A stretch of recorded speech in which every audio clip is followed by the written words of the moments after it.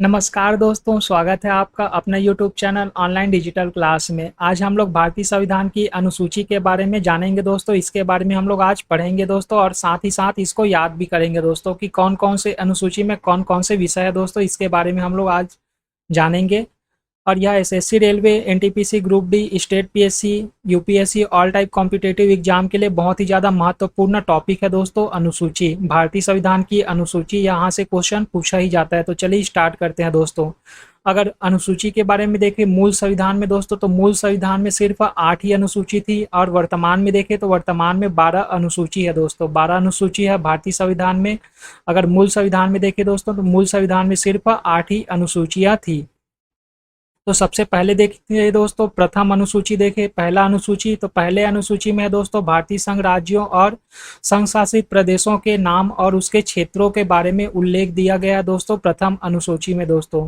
तो भारतीय संघ के राज्यों और संघ शासित प्रदेशों के नाम और उसके क्षेत्र के बारे में उल्लेख किया गया है दोस्तों, प्रथम अनुसूची में। अगर वर्तमान में देखें दोस्तों, तो वर्तमान में 8 संघ शासित प्रदेश है दोस्तों, यूटी बोलते हैं जिसको, यूनियन टेरिटरी बोलते हैं दोस्तों। 8 यूनियन यूटी है दोस्तों। उसी प्रकार 28 स्टेट है दोस्तों, 28 राज्य है दोस्तों। तो पहली अनुसूची है दोस्तों, पहली अनुसूची किसके बारे में दिया गया है? पहली अनुसूची में दोस्तों भारतीय संघ के राज्य और संघ शासित प्रदेशों के नाम और उसके क्षेत्रों के बारे में पहली अनुसूची में दिया गया है। आगे चलते हैं दोस्तों, दूसरी अनुसूची देखें तो दूसरी अनुसूची में है वेतन भत्ते के बारे में। दूसरी अनुसूची में दिया गया है दोस्तों वेतन भत्ते, पेंशन के बारे में। दूसरी अनुसूची में दिया गया है भारत के राष्ट्रपति, राज्यों के राज्यपाल, उसी प्रकार लोकसभा के अध्यक्ष और उपाध्यक्ष, राज्यसभा के सभापति व उपसभापति, उसी प्रकार राज्य के विधानसभाओं के अध्यक्ष और उपाध्यक्ष, विधान परिषद के सभापति और उपसभापति, उसी प्रकार सर्वोच्च न्यायालय और उच्च न्यायालय के न्यायाधीश एवं भारत के नियंत्रक और महालेखा परीक्षक आदि को प्राप्त होने वाले वेतन भत्ते, पेंशन और विशेषाधिकार के बारे में उल्लेख किया गया है दोस्तों दूसरी अनुसूची में। तो पहली अनुसूची देखें दोस्तों, तो पहली अनुसूची संघ राज्य क्षेत्र दोस्तों, राज्यों और यूटी के बारे में दिया गया है दोस्तों। पहली अनुसूची में यूटी और राज्यों के बारे में, उसके नाम और राज्य क्षेत्रों के बारे में पहली अनुसूची में। और दूसरी अनुसूची में देखें दोस्तों, तो दूसरी अनुसूची में भत्ते, पेंशन के बारे में और विशेषाधिकारों के बारे में दूसरी अनुसूची में उल्लेख किया गया है। अगर तीसरी अनुसूची देखें दोस्तों, तो तीसरी अनुसूची है शपथ के बारे में उल्लेख है दोस्तों। इसमें तीसरी अनुसूची में केंद्र के मंत्री, राज्य के मंत्री, संसद के सदस्य, राज्य विधानसभा के सदस्य दोस्तों, उसी प्रकार सर्वोच्च न्यायालय, उच्च न्यायालय के न्यायाधीश, उसी प्रकार भारत के नियंत्रक और महालेखा परीक्षक आदि के द्वारा ली जाने वाली शपथ का उल्लेख तीसरी अनुसूची में किया गया है दोस्तों, दिया गया है इसमें तीसरी अनुसूची में। आगे चलते हैं दोस्तों, चौथी अनुसूची देखें तो चौथी अनुसूची में राज्यसभा के सीटों का आवंटन दोस्तों चौथी अनुसूची में दिया गया है। राज्यों और केंद्र शासित प्रदेशों के लिए राज्यसभा में सदस्यों की संख्या और सीटों के बंटवारे दोस्तों, आवंटन के बारे में इसका उल्लेख किया गया है चौथी अनुसूची में दोस्तों। मतलब राज्य को और यूटी को कितना सीट मिलेगा राज्यसभा में, उसके बारे में चौथी अनुसूची में दिया गया है। अगर पांचवी अनुसूची देखें दोस्तों, तो पांचवी अनुसूची एसटी/एससी जनजाति क्षेत्रों के प्रशासन और नियंत्रण के बारे में पांचवी अनुसूची में उल्लेख है दोस्तों। अनुसूचित क्षेत्रों, उसी प्रकार अनुसूचित जनजाति क्षेत्रों के बारे में दोस्तों, क्षेत्रों के लिए प्रशासन कैसे होगा, वहाँ का नियंत्रण किस टाइप से होगा, वह पांचवी अनुसूची में दिया गया है। उसी प्रकार अगर हम लोग छठवीं अनुसूची देखें दोस्तों, तो छठवीं अनुसूची में 4 राज्य है दोस्तों। 4 राज्य असम, मेघालय, त्रिपुरा और मिजोरम दोस्तों। इसको अमित्र मेघा के नाम से भी याद कर सकते हैं या एटीएमएम के नाम से भी याद कर सकते हैं दोस्तों। अगर एटीएमएम के नाम से याद करें तो एटीएमएम से ए से हो गया दोस्तों असम, उसी प्रकार टी से हो गया त्रिपुरा, उसी प्रकार एम से हो गया दोस्तों मेघालय और एम से हो गया मिजोरम। तो एटीएमएम दोस्तों, यहाँ से क्वेश्चन पूछ लिया जाता है दोस्तों कि छठवीं अनुसूची में कौन कौन से राज्य शामिल है, या 4 ऑप्शन दे दिए रहेंगे दोस्तों, उनमें से यह पूछा जा सकता है कि इनमें से कौन सा शामिल नहीं है दोस्तों, इनमें से कौन सा राज्य शामिल नहीं है छठवीं अनुसूची में। तो छठवीं अनुसूची में सिर्फ 4 ही राज्य शामिल है दोस्तों, असम, मेघालय, त्रिपुरा और मिजोरम। यह 4 राज्य ही शामिल है छठवीं अनुसूची में। आगे चलते हैं, और छठवीं अनुसूची में असम, मेघालय, त्रिपुरा, मिजोरम इन जनजाति क्षेत्रों के प्रशासन के बारे में उल्लेख इसमें 6वीं अनुसूची में किया गया है दोस्तों। आगे चलते हैं 7वीं अनुसूची देखिए दोस्तों, तो 7वीं अनुसूची में केंद्र और राज्यों के बीच में शक्तियों का बंटवारा 7वीं अनुसूची में दिया गया है दोस्तों। उसका उल्लेख केंद्र और राज्यों के बीच शक्तियों के बंटवारे के बारे में उल्लेख 7वीं अनुसूची में देखने को मिलता है दोस्तों। इसके लिए 3 सूचियां बनाई गई है दोस्तों, 3 सूचियां, जिसको संघ सूची, राज्य सूची और समवर्ती सूची दोस्तों। स्टेट लिस्ट, कंकरेंट लिस्ट और सेंट्रल लिस्ट है दोस्तों, 3 लिस्ट है इसमें 7वीं अनुसूची में दोस्तों। इसके बारे में उल्लेख है। अगर संघ सूची के मामले में देखें दोस्तों, तो संघ सूची में सिर्फ केंद्र ही कानून बना सकती है दोस्तों। संघ सूची के विषय में सिर्फ केंद्र ही कानून बना सकती है। उसी प्रकार राज्य सूची देखें तो राज्य सूची के मामले में दोस्तों, राज्य सूची के विषय में जो भी विषय इसमें शामिल है राज्य सूची में, उसमें केवल राज्य ही कानून बना सकते हैं दोस्तों। अगर उसी प्रकार दोस्तों समवर्ती सूची है, समवर्ती सूची में केंद्र और राज्य दोनों कानून बना सकती है दोस्तों समवर्ती सूची में। आगे चलते हैं संघ सूची के बारे में देखिए दोस्तों, तो संघ सूची में इस सूची के विषय के लिए सिर्फ केंद्र सरकार ही कानून बना सकती है संघ सूची में दोस्तों। अगर संघ सूची में देखें तो संघ सूची में मूल संविधान में दोस्तों 97 विषय थी दोस्तों संघ सूची में, और वर्तमान में देखिए तो वर्तमान में 100 विषय है दोस्तों। वर्तमान में 100 विषय है संघ सूची में, और मूल संविधान में देखिए तो मूल संविधान में 97 विषय था दोस्तों, 97 विषय था। अगर कुछ महत्वपूर्ण विषय के बारे में देखें दोस्तों संघ सूची में, तो संघ सूची में महत्वपूर्ण विषय देखें तो महत्वपूर्ण विषय है विदेशी मामले।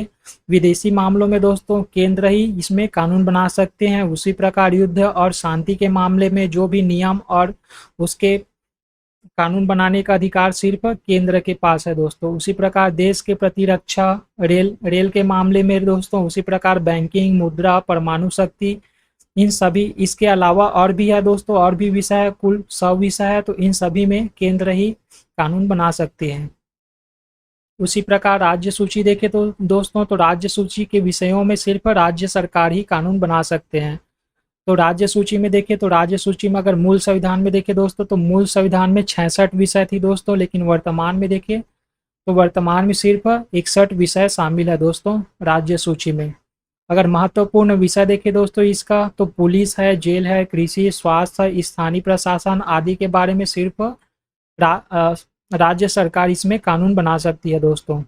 तो मूल इसमें पूछ लिया जाता है दोस्तों राज्य सूची में कितना विषय है, या मूल संविधान में कितने विषय थी, तो मूल संविधान में 66 विषय था दोस्तों। उसी प्रकार वर्तमान में देखिए तो वर्तमान में 61 विषय शामिल है राज्य सूची में। उसी प्रकार अगर संघ सूची में देखिए दोस्तों, तो संघ सूची में मूल संविधान में 97 विषय थी दोस्तों। उसी प्रकार वर्तमान में देखिए तो वर्तमान में 100 विषय है दोस्तों संघ सूची में।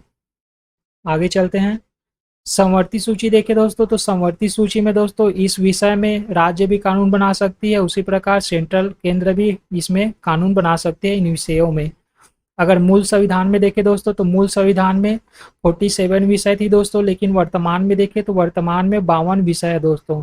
वर्तमान संविधान में देखें तो 52 विषय है समवर्ती सूची, जिसको कंकरेंट लिस्ट भी कहा जाता है दोस्तों। उसी प्रकार अगर मूल संविधान में देखें दोस्तों, तो मूल संविधान में है 47 विषय दोस्तों। मूल संविधान में 47 विषय थी, लेकिन वर्तमान में देखिए तो वर्तमान में 52 विषय है। अगर महत्वपूर्ण विषय देखें दोस्तों, तो महत्वपूर्ण विषय है शिक्षा, वन, विवाह, तलाक आदि के मामलों में केंद्र भी इस पर कानून बना सकती है और राज्य भी कानून बना सकती है।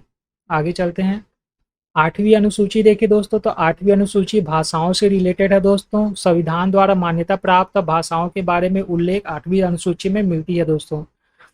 अगर मूल संविधान में देखें दोस्तों, मूल संविधान में 8वीं अनुसूची में 14 भाषाएं थी दोस्तों, लेकिन वर्तमान में देखें तो वर्तमान में 22 भाषाएं शामिल है। इन 22 भाषाओं में दोस्तों अंग्रेजी शामिल नहीं है। यहाँ से क्वेश्चन पूछ लिया जाता है दोस्तों, जो 8वीं अनुसूची है जिसमें 22 भाषाएं शामिल है, क्या उसमें अंग्रेजी शामिल है, अंग्रेजी लैंग्वेज शामिल है, अंग्रेजी भाषा शामिल है? तो अंग्रेजी भाषा 22 भाषाओं में शामिल नहीं है दोस्तों। जो 8वीं अनुसूची है उसमें 22 भाषाओं में अंग्रेजी शामिल नहीं है। और अगर मूल संविधान में पूछे दोस्तों 8वीं अनुसूची में मूल संविधान में कितने भाषाएं थी, तो 14 भाषाएं मूल संविधान में 8वीं अनुसूची में थी दोस्तों। लेकिन वर्तमान में देखिए तो वर्तमान में 22 भाषाएं दोस्तों।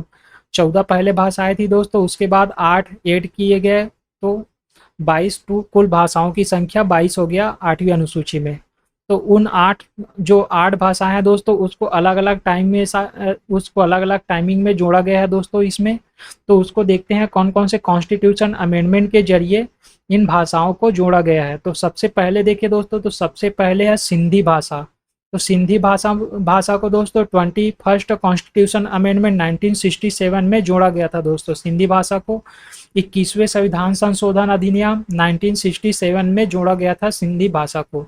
उसी प्रकार आगे देखिए, कोंकणी, मणिपुरी और नेपाली जो भाषा है दोस्तों, कोंकणी, मणिपुरी, नेपाली, इन तीनों भाषा को 71 कॉन्स्टिट्यूशन अमेंडमेंट 1992 में जोड़ा गया था दोस्तों। 71 कॉन्स्टिट्यूशन अमेंडमेंट 1992, 71वें संविधान संशोधन अधिनियम 1992 को कोंकणी, मणिपुरी, नेपाली भाषा को जोड़ा गया था। उसी प्रकार मैथिली, संथाली, डोंगरी और बोडो भाषा है दोस्तों। मैथिली, संथाली, डोंगरी और बोडो भाषा है, उसको 92 कॉन्स्टिट्यूशन अमेंडमेंट 2003 में जोड़ा गया था दोस्तों। 92वें संविधान संशोधन अधिनियम 2003 में जोड़ा गया था दोस्तों। मैथिली, संथाली, बोडो और डोगरी को, इन चारों भाषा को 92वें कॉन्स्टिट्यूशन अमेंडमेंट 2003 में जोड़ा गया था दोस्तों। उसी प्रकार कोंकणी, मणिपुरी और नेपाली भाषा को 1992 को जोड़ा गया था दोस्तों, 71 कॉन्स्टिट्यूशन अमेंडमेंट। उसी प्रकार सिंधी भाषा को देखिए तो सिंधी भाषा को 21 कॉन्स्टिट्यूशन अमेंडमेंट 1967 को जोड़ा गया था। अगर मूल संविधान में पूछा जाए दोस्तों, तो मूल संविधान में 14 भाषाएं थी और वर्तमान में देखें तो वर्तमान में 22 भाषाएं हैं दोस्तों। इसमें 22 भाषाओं में अंग्रेजी शामिल नहीं है। उसी प्रकार 9वीं अनुसूची देखें दोस्तों, तो 9वीं अनुसूची है भूमि सुधार से रिलेटेड। भूमि सुधार से रिलेटेड 9वीं अनुसूची है दोस्तों। भूमि सुधार है दोस्तों। उसी प्रकार भूमि सुधार और जमींदारी प्रथा के उन्मूलन से संबंधित अधिनियम है दोस्तों 9वीं अनुसूची में। इन अनुसूची को प्रथम संविधान संशोधन 1951 के द्वारा जोड़ा गया था दोस्तों। इस अनुसूची में सम्मिलित कानूनों को न्यायिक समीक्षा नहीं की जा सकती थी पहले दोस्तों, लेकिन परंतु 2000 उच्च न्यायालय के 2007 में दिए गए इस निर्णय द्वारा दोस्तों इस अनुसूची में सम्मिलित कानूनों की समीक्षा की जा सकती है।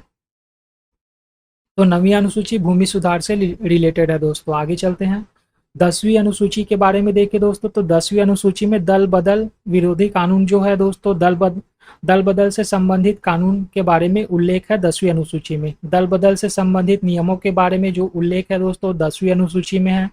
इसको कब जोड़ा गया था दोस्तों? इसको 52 कॉन्स्टिट्यूशन अमेंडमेंट 1985 में जोड़ा गया था दोस्तों। 10वीं अनुसूची को 52 कॉन्स्टिट्यूशन अमेंडमेंट 1985 में जोड़ा गया था 10वीं अनुसूची को दोस्तों। दल बदल से संबंधित है दोस्तों 10वीं अनुसूची। दल बदल नियमों के बारे में इसमें उल्लेख है। उसी प्रकार 11वीं अनुसूची देखें दोस्तों, तो 11वीं अनुसूची पंचायती राज से संबंधित है दोस्तों।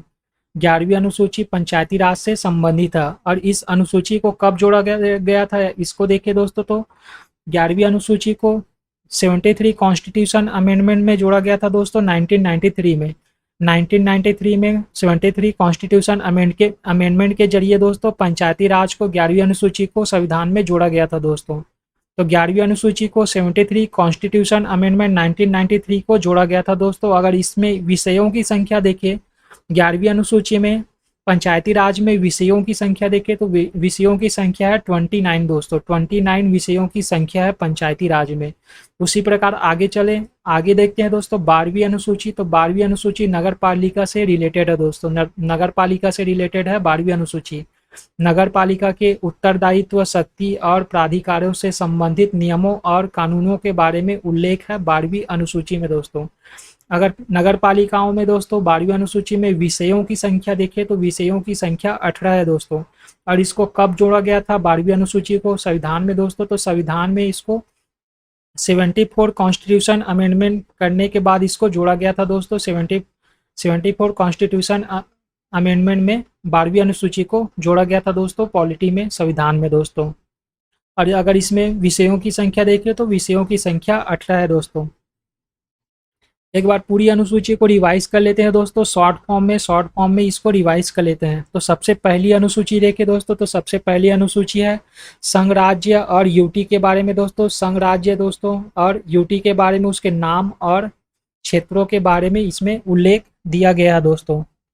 अगर सेकंड देखें दोस्तों, सेकंड इसमें सेकंड देखें तो सेकंड में है दोस्तों भत्ते के बारे में दिया गया है, वेतन भत्तों के बारे में दोस्तों सेकंड में दिया गया है। तीसरा देखें दोस्तों तो तीसरा में है शपथ के बारे में दिया गया है तीसरी अनुसूची में। तीसरी अनुसूची में शपथ के बारे में, पहली अनुसूची में संघ और राज्य क्षेत्रों के बारे में, जिसमें 28 राज्य है और 8 यूनियन टेरिटरी है दोस्तों, यूटी है। अगर दूसरा अनुसूची देखें तो दूसरी अनुसूची में वेतन भत्ते हैं।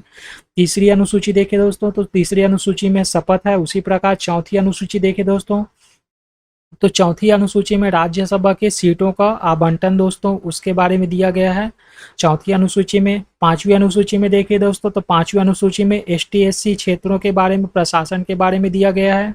उसी प्रकार अगर हम लोग छठवीं अनुसूची देखें दोस्तों तो छठवीं अनुसूची में 4 राज्य है दोस्तों। 4 राज्य वह कौन सा है? असम है, त्रिपुरा है, मिजोरम है, मेघालय है दोस्तों। असम, त्रिपुरा, मिजोरम, मेघालय। असम, त्रिपुरा, मिजोरम, मेघालय दोस्तों। ATMM या अमित्र मेघा, इन क्षेत्रों में प्रशासन के बारे में दिया गया है छठवीं अनुसूची में।